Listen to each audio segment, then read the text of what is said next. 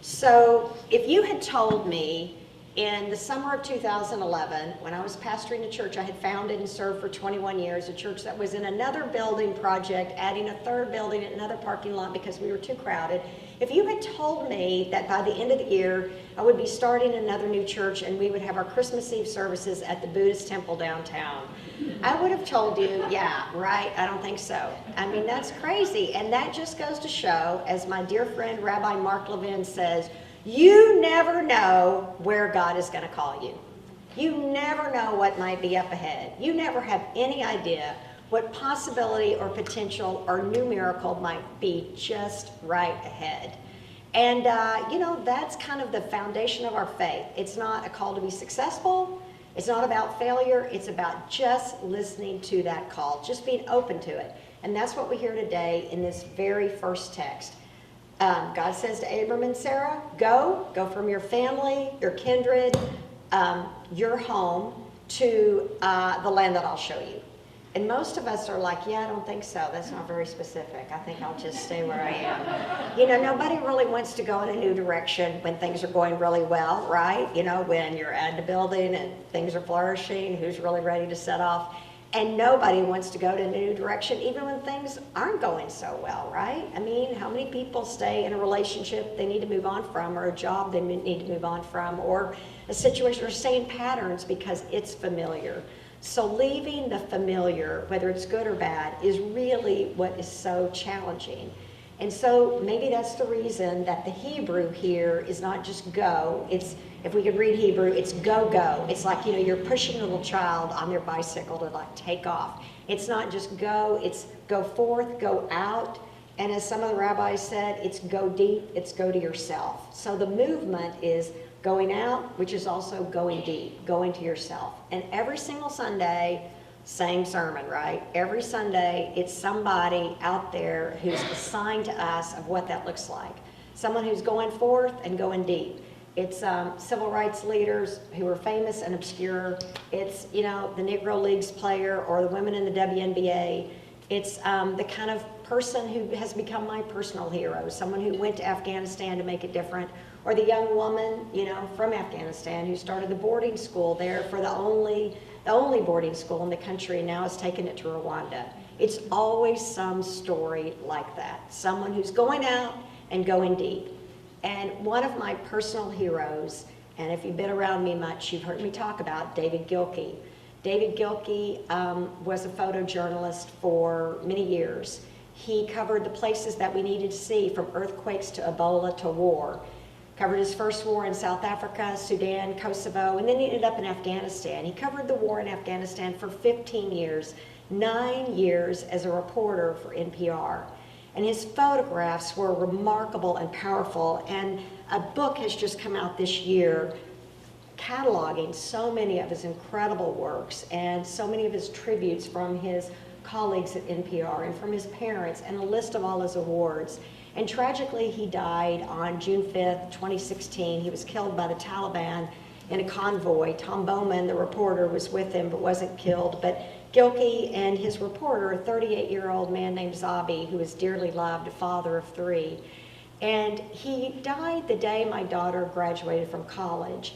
And I think that's one reason that day has stuck with me. I remember as the days went by that week, hearing the NPR reporters who had worked with them and just their voices breaking and understanding the enormity of the loss. I can say, honestly, in all of my life, his death is the only time I thought, he's 4 years younger than me at the time, I would have rather died in his place. He was such an enormous loss. It's really hard to explain. Almost no one else had been on the ground like that covering the war. He'd been embedded with U.S. soldiers for going on 5 years, 1 full year with some Marines from Michigan. He believed that if Americans could see what was happening, he knew Americans were looking away. He knew that only half of 1% were serving, and it wasn't like the Second World War, 25% of people serving couldn't get enough news. He believed if they put the right picture and the right story, that Americans would pay attention and they would step up. And so he did everything he could. He slept with the soldiers, he ate with the soldiers, he did everything, of course, but carry a gun. He wanted us to see He wanted us to see the soldier coming in from a mission, 110-degree heat, wiping the sweat from his eyes. He wanted us to see the exhaustion of the deployments. He wanted us to see the Afghani people with whom he grew so very close. There were used to people coming and going. Gilkey didn't come and go. He came and stayed. He wrestled with them and laughed with them and loved them. He had photographs of a father and a son, their house leveled, nothing there. The little boy picking through the rubble, gathering the nails and putting them in a jar. Another, a dog, sitting where the house used to be, the family, everything lost, and the dog just not knowing what to do. He wanted us to see it, which meant he had to get up close. He always said that his feet were his zoom lens. He had to get right up close, which of course is dangerous, and he knew that. He was a big, larger-than-life, wrestler-looking guy, good-looking guy with his head shaved, fun, huge, huge heart, but he was careful. He didn't want to die. Quill Lawrence, the NPR reporter, talked about when he would come to their home in Kabul, how carefully he would pack his backpack, making sure that everything was in there, the tourniquets and the steel flak jacket. He wanted to live so that we would see the pictures. And Lawrence talked about a night when they landed pitch black in a Black Hawk helicopter, and the sergeant told them, it's a hot zone, Taliban everywhere, and the helicopter couldn't even sit. It had to land on its side, and you had to go out just one door, and it was pitch black, terrifying. And Lawrence talked about how Gilkey took his hand and for a mile led him up to safety. He said the Afghans had a word for someone like him. David Gilkey was the kind of person who would give his head to a friend. That's who he was. He could have had a much easier life. He was a fashion photographer at the very start of his career. Could have made a lot of money, could have lived very sweetly. But this was his call. And he lived a life, tells us everything about what it means to go forth and to go out, which requires that you go deep, that you go into your core, that you know who you are, that you pull out everything you can offer. So I'm not a tattoo person, but if I was, maybe I would have David Gilkey tattooed on my arm. So I would look at it, and so I would think, let's not waste this day. Let's not spend one more moment in the past, right? Let's think about what we can do today and how we can speak up and how we can live. But you know my problem. Once I get going on something, I can't stop. 2 cups of chocolate chips is always better in a recipe than 1 cup. And so before you know it, I would have ink all over my body, wouldn't I? I'd have John Lewis and Fannie Lou Hamer, and I'd have Buck O'Neill, and oh my God, I don't know who else. I'd have all the obscure people I liked, like Tom Konchowski, that basketball scout who never had a computer or cell phone, but got so many young people from the projects into college. I'd have the names of Shabana, that young woman started Afghan school, and Paula Lloyd, who went to Afghanistan trying to make it different. And of course, I'd have your names. I'd have the people of Peace Church. I'd have to start with the staff, you know. You talk about a people who, when someone said go from everything familiar to a land I might show you. Really? Where's that going to be? It's going to be the Buddhist temple, the coffee shop, it's going to be the empty lot. Is it going to be a church? Is it going to be Homestead or a deli, Stony Brook? I mean, where's it going to be, right? I have all their names. And then, of course, there's the people who heard a call to the ministry in this church. 6 people in 10 years. That's like 6 more people than most churches 10 times our size. The first one, you know, Daryl Burton, come out of prison 26 years for a crime he didn't commit. Lots of people wanted to give him some jobs that paid really well. But here he heard a call to the ministry. 5 more people too, right? I just have to go ahead and put the whole directory on my arm, to be honest. Everybody who's been willing to just go, just keep going. And what about all the people who've done something here they've never done? People who've never said a prayer in their life. Every Sunday, beautiful prayers. Never written a devotional.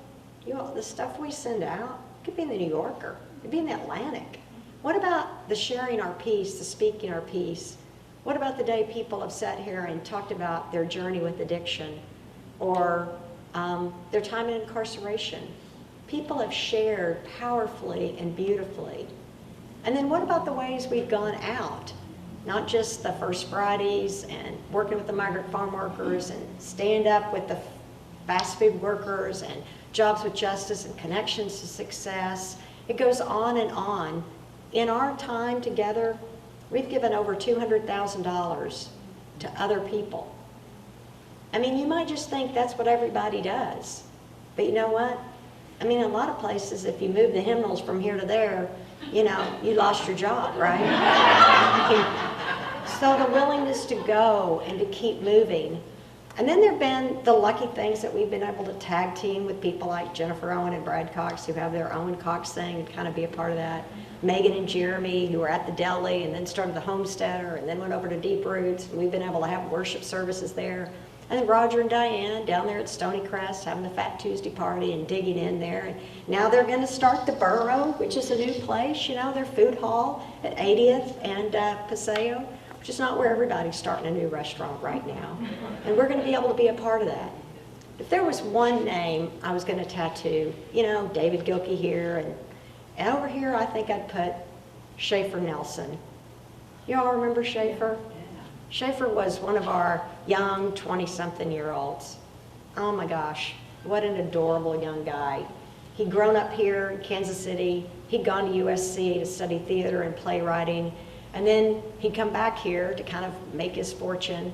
He joined our church, and he was just a rich joy. And of all the things we have done in 10 years, I was telling him this week, I don't think anything was more successful than the time we staged his play called Outspoken KC, Love and Marriage. And it was stories, true romances from the LGBTQ community in Kansas City. And it was part play. I mean, there were more people in here, you all. I mean, I'm glad the fire trucks didn't come by because there was like a couple hundred people crammed in here for that. Like 6 vignettes. It was not just colorful and delightful. It was historical. He had gone back through the gay and lesbian archives and he'd done all these interviews. And it brought up a lot of memories for me from when I was a young pastor in the 80s, and some of the older gay guys at the church would talk about when it really wasn't safe, and they would go down to Liberty Memorial and they would meet one another and they would worry about the police, worry about other people coming by. And the little stories, there was the trans woman from Parkville who went on an awkward first date, and there was the gay immigrant who found the home in Brookside. It was just delightful. And you don't have to say it was a worship service. It was a worship service. I remember the sacred feeling that night. I remember this place just so full of so many people who might not have known, you know, there's a church that would welcome me, that would want me here, that would be delighted to have me. Some of you may not know this about Schaefer, but he was a preacher's kid. I don't mean like a preacher's kid like my kids are preacher's kids. I mean, his dad pastors a church of thousands of members, 5 satellites. It's a wonderful church. His father's a wonderful pastor. His family's wonderful and close. And as Schaefer would say, they're not exactly pro-queer. You know, he's not really welcome there. I mean, the courage, right? To come back, to be yourself, to reach deep, to go forth, to go out, to offer that up. That takes a lot, doesn't it? Schaefer asked me yesterday how Peace Church was doing.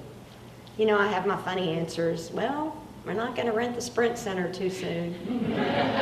But instead I said, you know, it's been a really gift. It's become the kind of place where a kid can grow up here and be exactly who they are. Whatever their identity, whoever they're called to be, feel absolutely loved, absolutely affirmed. And Schaefer said, what a gift. So thankful for those kids to grow up there. Who knows where God's going to call us in the next 10 years, right? But we know the call is going to be to go out. We know it's going to be to go deep. May we have the trust. May we have the hope to say yes. Amen.